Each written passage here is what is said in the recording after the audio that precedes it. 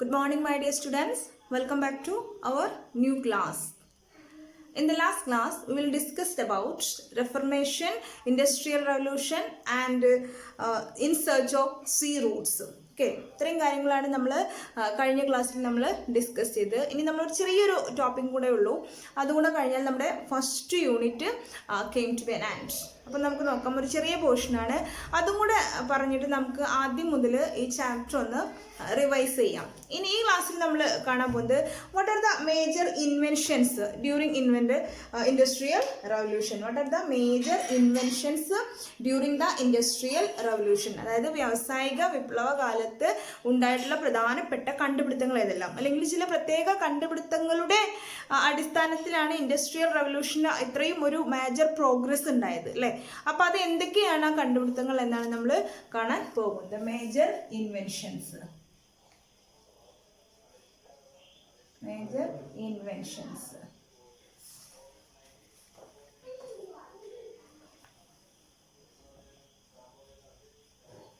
നോക്കാം. പ്രധാനമായിട്ടും നമ്മൾ ഇതിൽ കാണുന്നതാണ് flying shuttle. Flying shuttle, flying shuttle. ഇതിന് മലയാളത്തിൽ നമ്മൾ പറക്കും ഓടം എന്ന് പറയും, അല്ലേ? പറക്കും ഓടം എന്നാണ് ഇതിന് പറയുക. ഒരു പക്ഷേ ഇതിൻ്റെ ഈ ഒരു കണ്ടുപിടുത്തത്തിൻ്റെ ബേസിലാണ് പിന്നീട് നമ്മൾ എയർക്രാഫ്റ്റുകളുടെ ആ ഒരു തുടക്കം കുറിച്ചത് നമുക്ക് വേണമെങ്കിൽ പറയാം. ഈ ഫ്ലൈയിങ് ഷട്ടിൽ കണ്ടെത്തിയത് ജോൺ കെ എന്ന് പറയുന്ന ആളാണ്. ഫ്ലൈയിങ് ഷട്ടിൽ കണ്ടെത്തിയത് ജോൺ കെ എന്ന് പറയുന്ന ആളാണ് ഈ ഫ്ലൈയിങ് ഷട്ടിൽ കണ്ടെത്തിയത്. നെക്സ്റ്റ് നമ്മൾ കാണുന്നതാണ് സ്പിന്നിങ് ജെന്നി, അല്ലേ? സ്പിന്നിങ് ജെന്നി, സ്പിന്നിങ് ജെന്നി, അല്ലേ? സ്പിന്നിങ് ജെന്നി കണ്ടെത്തിയത് ജെയിംസ് ഹർഗ്രീവ്സ് ആണ് കേട്ടോ. ജെയിംസ് ഹർഗ്രീവ്സ്.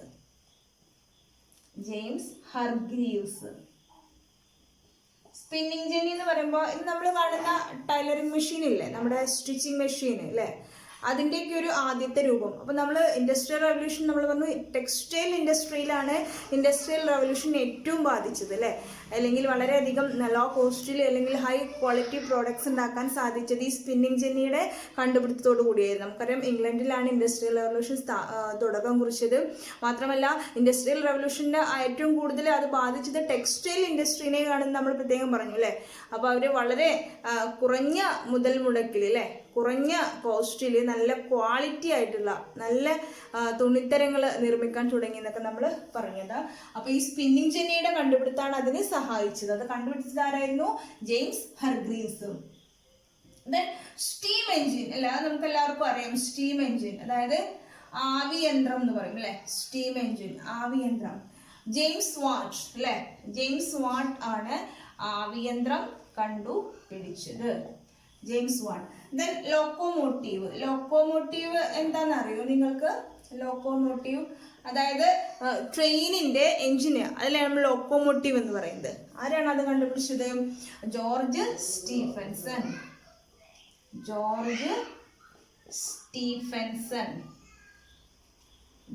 സ്റ്റീഫൻസൺ ആണ് ലോക്കോമോട്ടീവ് കണ്ടെത്തിയത്. അപ്പോൾ ഇതാണ് പ്രധാനപ്പെട്ട കണ്ടുപിടുത്തങ്ങൾ. അപ്പോൾ ഇൻഡസ്ട്രിയൽ റവല്യൂഷനിലേക്ക് നയിച്ച കണ്ടുപിടുത്തം എന്ന് പറയുന്നത് ഏതാണ്? ഈ സ്പിന്നിങ് ജെന്നിയാണ്, അല്ലേ? സ്പിന്നിങ് ജെന്നിയാണ് ഇൻഡസ്ട്രിയൽ റവല്യൂഷനെ ഏറ്റവും വലിയ ഇവ ഓരോന്നും, അല്ലേ? അപ്പോൾ ഇൻഡസ്ട്രിയൽ റവല്യൂഷൻ എന്ന് പറയുമ്പോൾ it should be not only in the textile industry. അപ്പോൾ നമ്മൾ തുടക്കം കുറിച്ചത് അതിലാണ്, അല്ലെങ്കിൽ ഏറ്റവും കൂടുതൽ ബാധിച്ചതും ടെക്സ്റ്റൈൽ ഇൻഡസ്ട്രീനെയാണ്. എന്ന് വെച്ചാൽ ടെക്സ്റ്റൈൽ ഇൻഡസ്ട്രിയിൽ മാത്രമല്ല ഇൻഡസ്ട്രിയൽ റവല്യൂഷൻ സംഭവിച്ചിട്ടുള്ളത്. Each and every spheres of industry, അല്ലേ? ഓരോ ഇൻഡസ്ട്രിയിലും അത് ബാധിച്ചിട്ടുണ്ട്. പക്ഷെ അത് തുടക്കം കുറിച്ചതും ഏറ്റവും കൂടുതൽ ബാധിച്ചതും ടെക്സ്റ്റൈൽ ഇൻഡസ്ട്രീനെ ആയിരുന്നു എന്ന് മാത്രം. അതുകൊണ്ട് തന്നെ ഇവ ഓരോന്നും, അല്ലേ? അപ്പോൾ ഫ്ലൈയിങ് ഷട്ടിലാണെങ്കിലും സ്പിന്നിങ് ജെന്നി ആണെങ്കിലും സ്റ്റീം എഞ്ചിൻ, ലോക്കോമോട്ടീവ് എല്ലാം അതിനെ സ്വാധീനിച്ചിട്ടുണ്ട്. ഏറ്റവും കൂടുതൽ സ്വാധീനിച്ചത് ഏതായിരുന്നു?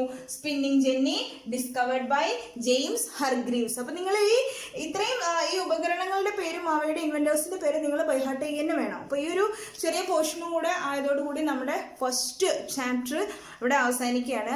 ഇനി നിങ്ങൾ പ്രത്യേകം ശ്രദ്ധിക്കേണ്ട ഒരു കാര്യം, ഈ ഒരു ചാപ്റ്റർ എന്ന് പറയുന്നത് it is very important from the examination point of view. ഓരോ എക്സാമിനും ഇതിൽ നിന്ന് ചോദിക്കാറുണ്ട്. അപ്പോൾ കഴിഞ്ഞ പ്രാവശ്യം നോക്കുകയാണെന്നുണ്ടെങ്കിൽ ഫസ്റ്റ് ടേമിലും സെക്കൻഡ് ടേമിലും അതുപോലെ തന്നെ ആനുവൽ എക്സാമിനും ഈ ഒരു ചാപ്റ്ററിനെ മെൻഷൻ ചെയ്തിട്ടുണ്ടായിരുന്നു. അപ്പോൾ നമുക്ക് ചോയ്സ് ഉണ്ടായിരിക്കാം, എന്നിരുന്നാലും വളരെ ഈസിയാണ്. നമ്മൾ പഠിച്ചു കഴിഞ്ഞാൽ നമ്മുടെ മനസ്സിൽ ഇങ്ങനെ തറഞ്ഞു നിൽക്കും. അപ്പോൾ നിങ്ങൾ മസ്റ്റായിട്ട് പഠിക്കാം. മറ്റൊരു കാര്യം എന്താണെന്ന് വെച്ച് കഴിഞ്ഞാൽ, ഇനി നിങ്ങൾ വലിയ വലിയ ക്ലാസ്സുകളിലേക്ക് എത്തുമ്പോഴും ഇത് പഠിക്കാൻ വേണം. എല്ലാ ക്ലാസ്സുകളിലും ഇത് ജസ്റ്റ് ഒന്ന് മെൻഷൻ ചെയ്യുന്നത്. നമ്മൾ വേൾഡ് ഹിസ്റ്ററി പഠിക്കുന്ന എല്ലാ ക്ലാസ്സുകളിലും ഇത് മെൻഷൻ ചെയ്യുന്നുണ്ട്. അപ്പോൾ നിങ്ങൾ ഇപ്പോൾ തന്നെ ഇത് ബൈഹാർട്ട് ചെയ്ത് കഴിഞ്ഞാൽ നിങ്ങൾ ഒരിക്കലും മറക്കില്ല. അപ്പോൾ അത് നമ്മൾ മസ്റ്റായിട്ട് നിങ്ങളിത് ബൈഹാർട്ട് ചെയ്യാൻ വേണം. Just once again, flying shuttle John Kay, spinning jenny James Hargreaves, steam engine James Watt അല്ലേ. അപ്പം നിങ്ങൾ എളുപ്പമാണ് വാട്ട് അല്ലേ, James Watt, steam engine. Locomotive George Stephenson, George Stephenson. Locomotive എന്ന് പറയുന്നതാണ് ട്രെയിനിൻ്റെ എഞ്ചിൻ അല്ലേ, ഇന്ന് കാണുന്നതല്ല, പക്ഷെ ഇതിൻ്റെ ഒരു ആദിമ രൂപം അല്ലേ, അത് കണ്ടെത്തിയത് ജെയിംസ് സ്റ്റീഫൻസൺ ആണ്. അപ്പോൾ ഇത്രയാണ് നമ്മളിതിൽ പ്രധാനമായിട്ടും നമ്മൾ ഡിസ്കസ് ചെയ്യുന്നത്. ഇനി നമ്മൾ ആദ്യം മുതൽ അല്ലേ, അപ്പോൾ നമ്മളിതിൽ ഒരുപാട് റൈറ്റേഴ്സിൻ്റെ പേര് കാണും. അപ്പോൾ നമ്മൾ ഒരുപാട് കാര്യങ്ങൾ ഡിസ്കസ് ചെയ്യുന്നില്ലേ, renaissance in literature, renaissance in art, architecture, sculpture, painting എല്ലാം നമ്മൾ ഡിസ്കസ് ചെയ്തിട്ടുണ്ട്. അപ്പോൾ ആദ്യം മുതൽ നമുക്ക് ഒന്നും കൂടെ അതൊന്ന് റിവൈസ് ചെയ്യാം കേട്ടോ. അപ്പോൾ കുറേ റൈറ്റേഴ്സിൻ്റെ ഒക്കെ പേര് നമ്മൾ ആദ്യത്തിൽ പഠിച്ചിട്ടുണ്ട്. ആ റൈറ്റേഴ്സിൻ്റെ പേര് മുതൽ നമുക്ക് ജസ്റ്റ് ഒന്ന് റിവൈസ് ചെയ്യാം. സോ നിങ്ങൾ ഇതുപോലെ തന്നെ നിങ്ങളുടെ നോട്ട്ബുക്കിലേക്ക് എഴുതിയെടുക്കണം കേട്ടോ. ഇതുപോലെ എഴുതിയിട്ട് അങ്ങനെ ഒരു ചാർട്ട് രൂപത്തിൽ എഴുതിയിട്ട് അത് ബൈഹാർട്ട് ചെയ്യാൻ ശ്രദ്ധിച്ചു കഴിഞ്ഞാൽ നിങ്ങളത് ഒരിക്കലും മറക്കില്ല. അപ്പോൾ ഫസ്റ്റ് നമ്മൾ എന്താണ് ചെയ്തിട്ടുള്ളത്, റിനൈസൻസ് ഇൻ ലിറ്ററേച്ചർ അല്ലേ, റിനൈസൻസ് ഇൻ ലിറ്ററേച്ചർ ആണ് നമ്മൾ ആദ്യം പഠിച്ചിട്ടുള്ളത്. അപ്പോൾ നിങ്ങൾ നമുക്കൊരു കാര്യം ചെയ്യാം, 3 കോളാക്കി വരയ്ക്കാം. ആർട്ടിസ്റ്റ്, ദെൻ ഇവിടെ നമുക്ക് എന്താ എഴുതാം, work, then artist, work, field അല്ലേ, ഇങ്ങനെ കൊടുക്കാം നമുക്ക്. ആർട്ടിസ്റ്റ്, വർക്ക്, ഫീൽഡ് ഇങ്ങനെ കൊടുത്തിട്ട് ഇങ്ങനെ നിങ്ങൾ പഠിക്കുകയാണെന്നുണ്ടെങ്കിൽ നിങ്ങൾ ഒരിക്കലും അത് മറക്കില്ല. ഇങ്ങനെ തന്നെ നമുക്കത് എഴുതി ആദ്യം മുതൽ നമുക്കത് എഴുതി നോക്കാം. ഫസ്റ്റ് നമ്മൾ റിനൈസൻസ് ഇൻ ലിറ്ററേച്ചർ പഠിച്ചപ്പോൾ നമ്മൾ ആദ്യം ആരെയാണ് പഠിച്ചത്, പെട്രാർക്കിനെയാണ് നമ്മൾ പഠിച്ചത് അല്ലേ. ഫസ്റ്റ് നമ്മൾ പഠിച്ചത് ആരെയായിരുന്നു, പെട്രാർക്ക്. പെട്രാർക്കിന്റെ ബുക്ക് ഏതായിരുന്നു, സീക്രട്ടം അല്ലേ. അപ്പൊ ഏതാണ് അവരുടെ ഫീൽഡ്, ഏതാണ്, ലിറ്ററേച്ചർ അല്ലേ, ലിറ്ററേച്ചർ. ഓക്കെ, ദെൻ പെട്രാർക്കിനെ കഴിഞ്ഞിട്ട് നമ്മൾ നെക്സ്റ്റ് കണ്ട ആളായിരുന്നു ഡാൻഡെ. നെക്സ്റ്റ് നമ്മൾ കണ്ടത് ഡാൻഡെയുടെ വർക്ക് ഏതായിരുന്നു, ഡിവൈൻ കോമഡി. ഏതായിരുന്നു ഫീൽഡ്, ലിറ്ററേച്ചർ തന്നെ അല്ലേ. ദെൻ തേർഡ് നമ്മൾ ആരെന്നെയാ കണ്ടത്, ബൊക്കാഷിയോ അല്ലേ, ബൊക്കാഷിയോന്റെ വർക്ക് ഏതായിരുന്നു, ഡെക്കാമറോൺ.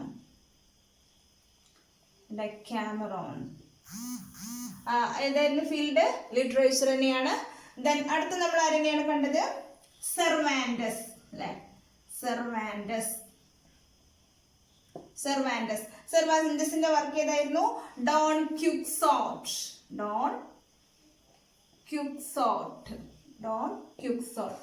Field literature. Then last one Erasmus, ഇറാസ്മസ് അല്ലേ, ഇറാസ്മസിന്റെ വർക്ക് ഏതായിരുന്നു, in praise of folly. Field literature അല്ലേ. സോ ഇപ്പൊ നമ്മള് റിനൈസൻസ് പീരിയഡിലെ ലിറ്ററേച്ചർ ആണ് ഇപ്പൊ നമ്മൾ കണ്ടത്. റിനൈസൻസ് പീരിയഡിലെ ലിറ്ററേച്ചർ ആണ് ഇപ്പൊ നമ്മൾ കണ്ടത്. പ്രധാനമായിട്ടും നമുക്ക് 5 റൈറ്റേഴ്സിനെയാണ് ഇവിടെ കാണുന്നത്. റിനൈസൻസ് പീരിയഡിൽ പ്രധാനമായിട്ടും there are 5 writers in the Renaissance period. First one is Petrarch. His magnum opus is Secretum. Magnum opus means important work. His work is Secretum in the field literature. Next one, Dante. Dante's major work was Divine Comedy, also literature. Then Boccaccio written book is Decameron stories written by Boccaccio in the field literature. Then Cervantes, Don Quixote, also literature. Then Erasmus in praise of folly. In praise of folly. അപ്പൊ ഇത്രയും ഈ 5 റൈറ്റേഴ്സിന്റെയും പേര് നിങ്ങൾ ഓർത്ത് വെക്കണം, എഴുതി വെക്കണം. ഞാനിതിങ്ങനെ മായ്ച്ചിട്ടാണ് എഴുതി. നിങ്ങൾ എന്ത് ചെയ്യണമെന്ന് അറിയോ?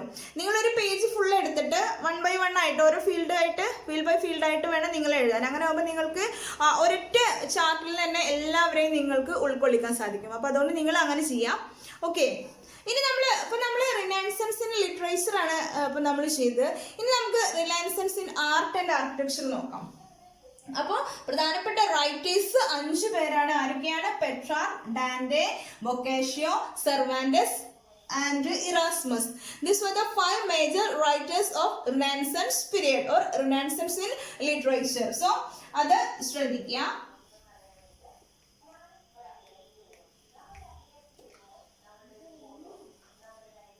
ഇനി നമുക്ക് റിനൈസൻസ് ഇൻ ആർട്ട് നോക്കാം. ആർട്ടിൽ നമ്മൾ ഫസ്റ്റ് ഓഫ് ഓൾ നമ്മൾ ആരെയായിരുന്നു കണ്ടത്? Leonardo da Vinci. Leonardo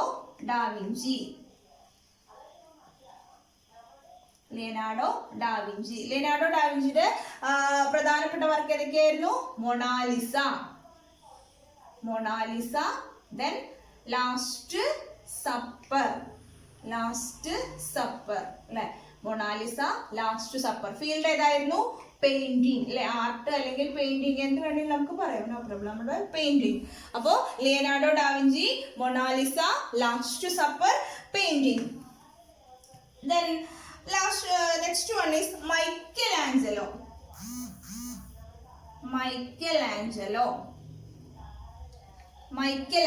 Next one is Michelangelo and his work is Last Judgment. So നിങ്ങൾ ഇവിടെ പ്രത്യേകം ശ്രദ്ധിക്കേണ്ട ഒരു കാര്യം, ലാസ്റ്റ് ജഡ്ജ്മെന്റ്. ഇവിടെ നിങ്ങൾ ഈ ലാസ്റ്റ് സപ്പറും ലാസ്റ്റ് ജഡ്ജ്മെന്റും അങ്ങോട്ടും ഇങ്ങോട്ടും മാറിപ്പോവരുത് കേട്ടോ.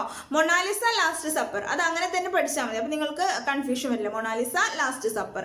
അപ്പൊ ഇതാണ് Mona Lisa already. Leonardo da Vinci, Michelangelo, last judgment. Next one is Raphael, school of Athens. So these were the major painters during the Renaissance period. There are 3 famous painters during the Renaissance period. They were Leonardo da Vinci, Michelangelo and Raphael. Leonardo da Vinci, Mona Lisa and Last Supper. Michelangelo, Last Judgment. അന്ത്യ അത്താഴം, അന്ത്യവിധി കേട്ടോ. അപ്പൊ അത് രണ്ടും confused ആവരുത് കേട്ടോ. Mona Lisa, then Last Supper അന്ത്യ അത്താഴം, ലാസ്റ്റ് ജഡ്ജ്മെന്റ് അന്ത്യവിധി, then Raphael, School of Athens. അപ്പോൾ there are 3 famous painters during the Renaissance period. Then next നമ്മൾ sculpture അല്ലേ? In the field of sculpture.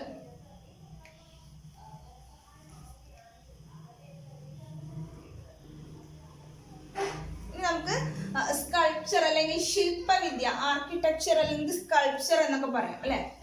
വാസ്തുശില്പവിദ്യ എന്നൊക്കെ പറയാം. Lorenzo Ghiberti,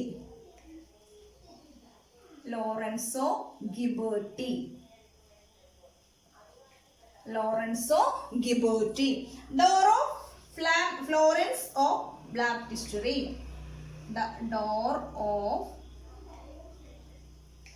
Florence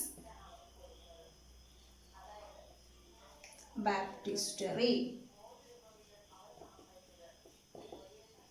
door of Florence Baptistery. ഇതെന്താ നമ്മൾ പറഞ്ഞത്?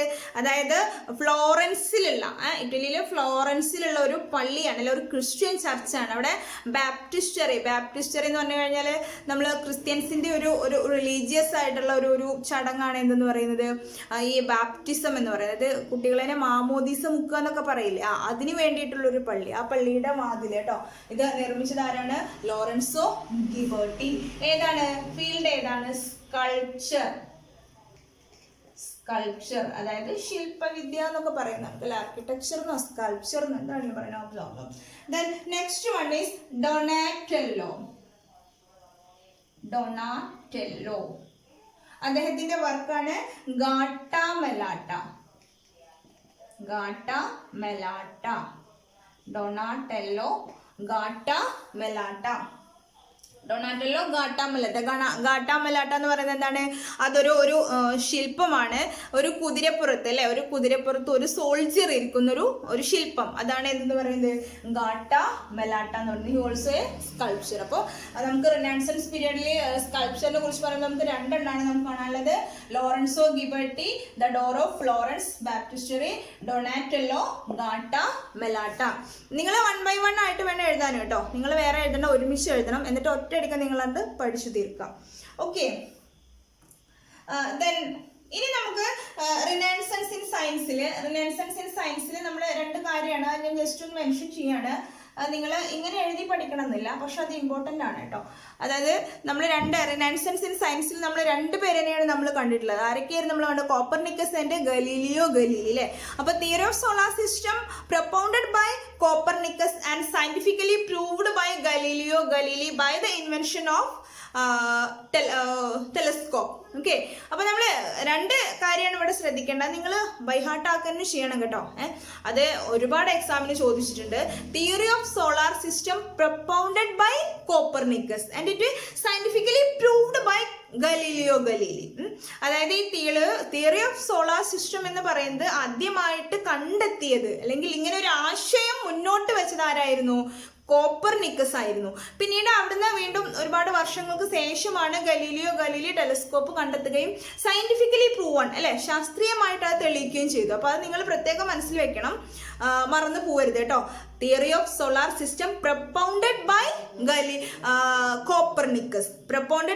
Copernicus and scientifically proved by Galileo Galilei.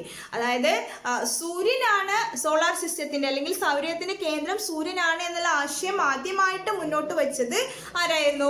Copernicus ആയിരുന്നു. പിന്നീട് അദ്ദേഹത്തെ കൊന്ന കാര്യങ്ങളൊക്കെ നമ്മുടെ ക്ലാസ്സിൽ നമ്മൾ ഡിസ്കസ് ചെയ്യുന്നുണ്ടായിരുന്നു അല്ലേ.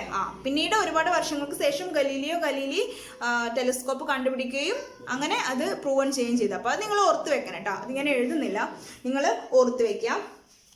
ദെൻ നമുക്കറിയാം printing press invented by Gutenberg. Then നമ്മൾ റെഫർമേഷനെ കുറിച്ച് പറഞ്ഞു. റെഫർമേഷൻ നമ്മൾ ആരായിരുന്നു? Was the propounder or the founder of reformation എന്ന് പറഞ്ഞ ആരായിരുന്നു? Martin Luther King. ദെൻ നമ്മൾ സീ റൂട്ട്സിനെ കുറിച്ചൊക്കെ പറഞ്ഞു. സീ റൂട്ട്സിന്റെ ഒരു നോട്ട്സ് ഞാൻ നിങ്ങൾക്ക് ഗ്രൂപ്പിൽ സെൻഡ് ചെയ്യാം കേട്ടോ. അപ്പം നിങ്ങൾ അത് നോക്കി എഴുതിയെടുത്താൽ മതി. പിന്നെ നമ്മൾ ഇന്ന് ഡിസ്കസ് ചെയ്ത പ്രധാനപ്പെട്ട ഇൻവെൻഷൻസ് അല്ലേ, അത് ഇൻവെൻഷൻസ് ഞാൻ ഇനി എഴുതുന്നില്ല. അപ്പം നിങ്ങൾ അത് ജസ്റ്റ് ഓർത്ത് വയ്ക്കുക കേട്ടോ. ഓക്കെ, ഇല്ല ഞാൻ ഒരു പ്രാവശ്യം കൂടെ ജസ്റ്റ് ഒന്ന് എഴുതാം. പിന്നെ നിങ്ങൾ അതും കൂടെ ചേർത്ത് പഠിക്കണം കേട്ടോ. അത് മസ്റ്റാണ്. ഫ്ലൈയിങ് ഷട്ടിൽ അല്ലേ, ഫ്ലൈയിങ് ഷട്ടിൽ ആരാണ് കണ്ടുപിടിച്ചത്? John Kay. Flying shuttle John Kay. Then spinning jenny കണ്ടുപിടിച്ചത് ജെയിംസ് ഹർഗ്രീവ്സ്. അപ്പൊ നിങ്ങളത് ബൈ ഹാർട്ട് ചെയ്യണം, നന്നായിട്ട് പഠിക്കണം. സ്റ്റീം എഞ്ചിൻ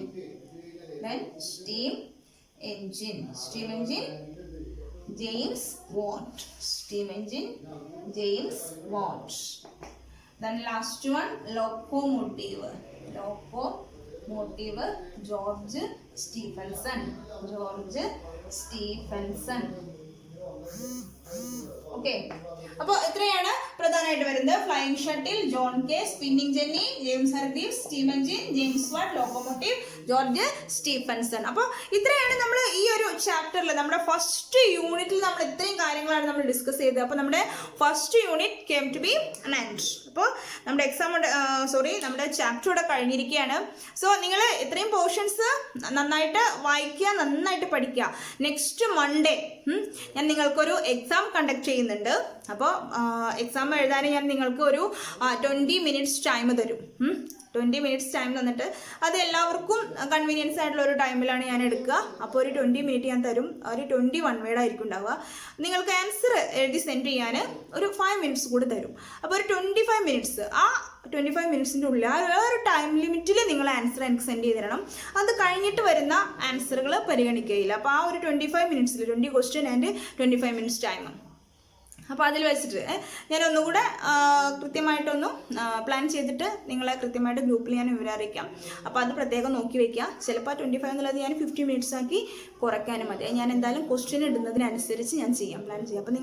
അപ്പോൾ നമ്മൾ ഇന്ന് ഡിസ്കസ് ചെയ്ത ഈ റൈറ്റേഴ്സും ഇൻവെൻറ്റേഴ്സും അതിൽ ഈ ഒരു ഭാഗം വളരെ വ്യക്തമായിട്ട് നിങ്ങൾ പഠിക്കുക. ഫുൾ 1 വേർഡ് ആയിരിക്കും ഉണ്ടാവുക. അപ്പോൾ നിങ്ങൾ മൊത്തമായിട്ട് പഠിച്ചാൽ തന്നെ നിങ്ങൾക്ക് 1 വേർഡ് ആൻസർ ചെയ്യാൻ സാധിക്കുകയുള്ളൂ. അപ്പോൾ അതുകൊണ്ട് എല്ലാവരും നല്ല കുട്ടികളായിട്ട് പഠിക്കുക. നോട്ട്സ് കംപ്ലീറ്റ് ചെയ്യാത്തവരൊക്കെ കംപ്ലീറ്റ് ചെയ്യുക. അപ്പം ഞാൻ ഇന്ന് പറഞ്ഞ ഈ ചാർട്ടുകൾ, ഈ ഒരു ചാർട്ട് നിങ്ങൾ വൃത്തിയായിട്ട് എഴുതി തയ്യാറാക്കുക. അത് എഴുതി കഴിഞ്ഞാൽ തന്നെ നിങ്ങൾക്ക് ഏകദേശം കൃത്യമായൊരു ധാരണ ചാപ്റ്ററിനെ കുറിച്ച് കിട്ടും. അപ്പോൾ ഇത്രയാണ് നമ്മൾ ഫസ്റ്റ് ചാപ്റ്ററിൽ കണ്ടത് അല്ലേ. നമ്മൾ ഹഗിയ സഫിയയിൽ നിന്ന് തുടങ്ങിയിട്ട് റിനൈസൻസ് നമ്മൾ കംപ്ലീറ്റ് ചെയ്തു അല്ലേ. അപ്പോൾ അത്രയും ഭാഗങ്ങൾ പ്രത്യേകം ശ്രദ്ധിക്കുക. അപ്പോൾ നിങ്ങൾ നന്നായിട്ട് വായിക്കുക. ഇനി ഇതിൽ നമുക്ക് വളരെ കുറച്ചായിട്ട് മാത്രം ഡിസ്കസ് ചെയ്തൊരു കാര്യമുണ്ട്. In search of sea route എന്ന് പറഞ്ഞിട്ട് അതിൽ പ്രധാനമായിട്ടും കുറച്ച് കണ്ടുപിടുത്തങ്ങളാണ്. അതായത് വഴിയുടെ കുറച്ച് സീ റൂട്ട്സ് കണ്ടെത്തിയതാണ്. അതിൽ പ്രധാനമായിട്ട് വരുന്ന വാസ്കോ ഡ ഗാമ. നിങ്ങൾക്കറിയാം വാസ്കോ ഡ ഗാമയുടെ ഒക്കെ നമുക്കറിയാം. കാരണം പോർച്ചുഗീസിലെ ലിസ്ബണിൽ നിന്ന് യാത്ര തുടങ്ങിയിട്ട് അദ്ദേഹം കോഴിക്കോട് കാപ്പാട് എത്തിയെന്ന് നമുക്കറിയാം. അതുപോലെ Ferdinand Magellan, Columbus, Marco Polo, ഇത്രയും ആൾക്കാരെ കുറിച്ചാണ് നമ്മൾ അതിൽ പറയുന്നത്. അവർ എവിടുന്ന് യാത്ര തുടങ്ങി എവിടെ എത്തി, ആ നോട്ട്സ് നമുക്ക് ഡീറ്റെയിൽ ആയിട്ട് പഠിക്കാനില്ല. ജസ്റ്റ് ഞാൻ എന്നാലും അത് നിങ്ങൾക്കൊന്ന് സെൻഡ് ചെയ്ത് തരാം. അപ്പോൾ ഒരു 4 ട്രാവലേഴ്സ് ആണുള്ളത് അല്ലെ, എക്സ്പ്ലോറേഴ്സ്. അവരെ നമുക്ക് ട്രാവലേഴ്സ് എന്ന് പറയാൻ പറ്റില്ല, അവര് എക്സ്പ്ലോറേഴ്സ് ആണ് അല്ലെ. സാഹസിക യാത്ര നടത്തുന്ന ആളുകളാണ്, വെറുതെ യാത്ര നടത്തുന്ന ആളുകളല്ല, സാഹസിക യാത്ര നടത്തുന്ന ആളുകളാണ്. ആരൊക്കെയാണ്? Vasco da Gama, Ferdinand Magellan, Marco polo,